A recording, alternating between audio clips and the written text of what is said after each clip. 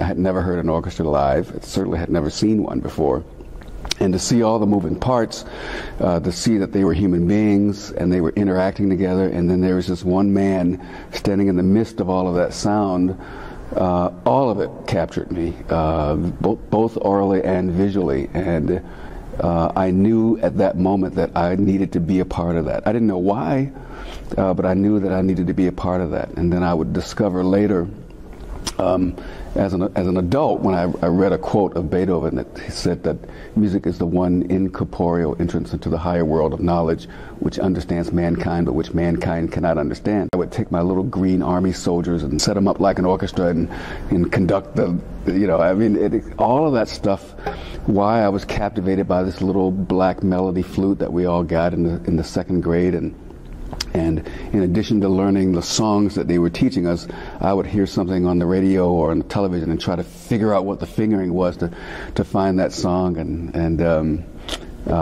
that statement, it made all the sense in the world to me that music is both life-altering and life-affirming, and I wanted to be a part of that. I look at a piece of music and say, what is it that this music says and does? And can I communicate this music in a way that's compelling to the audience? If that answer is no, I don't care where I am, then I'm not going to do the piece. Sometimes I will say, I want to do Elgar Violin Concerto. Who's playing it? Who's offering it?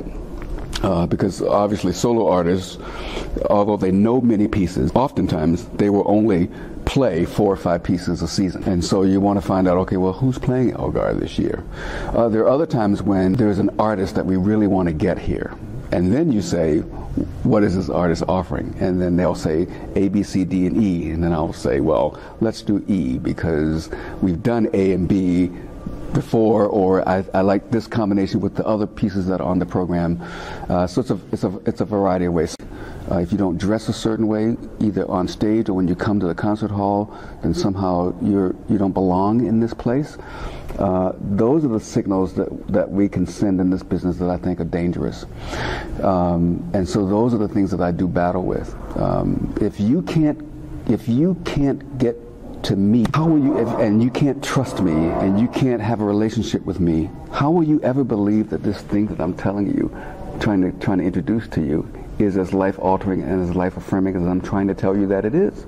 Because I've put up a wall of self-importance. That doesn't do music any service or justice, and more importantly, it doesn't do the human being any service or any justice. We end up leaving people behind. And I have several instances where someone comes up to me and says, oh my gosh, I had no idea. Those are some of my favorite words to hear from an audience member.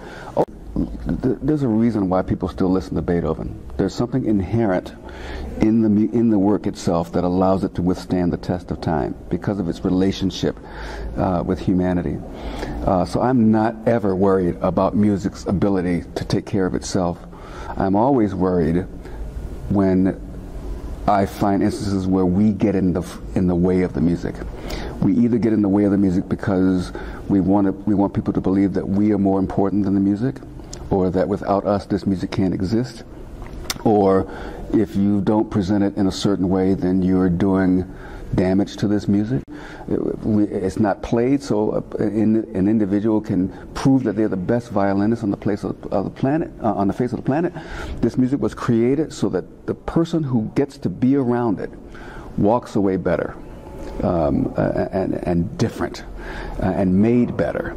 And so we're going to be fine as long as we don't get in the way of music. And there are places where the sound lasts longer. I mean, you may get to a chord and you cut it off and you want silence. Well, in some halls, silence before you go on. Where in some halls, you cut the orchestra off and you have to wait for that sound to finish before you actually get to the silence. So you can't go on right away. So, and when I used to be the resident conductor in Florida, at the Florida Orchestra, we performed in 3 different halls every weekend. So one night in Tampa, one night in Clearwater, one night in St. Petersburg, all 3 different halls, same repertoire over the same weekend. And yet, each night had to be conducted differently because of the response of the hall, and the players had to make adjustments because of the response of the hall as well. Sometimes they delay in some places, sometimes they anticipate in some places, and I file income taxes in about 13 states a year. Yeah, I'm happy. In a lot of places where I guest conduct, I do it frequently. So it doesn't even feel like guest conducting. You just walk in and get together with a bunch of old friends. I love for my orchestras to function like a giant string quartet. So they need less technical information from me and more inspirational information from me. And if I can get myself out of the way, which equips them to listen to each other better, the music making is so much better. Best things in life aren't things, as we often say. So let's go after the things that are important. How a person lives their life, how a person gets a chance if they weren't given an opportunity, was what I call painting doorways on the brick walls for people. That's what this community is about. I sent a batch of hot peppers to him via the Kennedy Center, and then I got a chance to meet him backstage in the green room after the concert, and told him I was that person, and he sent me a couple of albums, or he had his people send me a couple of albums. So I was the big man on campus. Like, I got this package from Zubin Mehta, George Scholti was one of my huge heroes, and I had spent a lot of time in Chicago when I was fresh out of graduate school, so I got to see him work quite frequently. He was perhaps in those days one of the biggest influences on me. I loved his energy.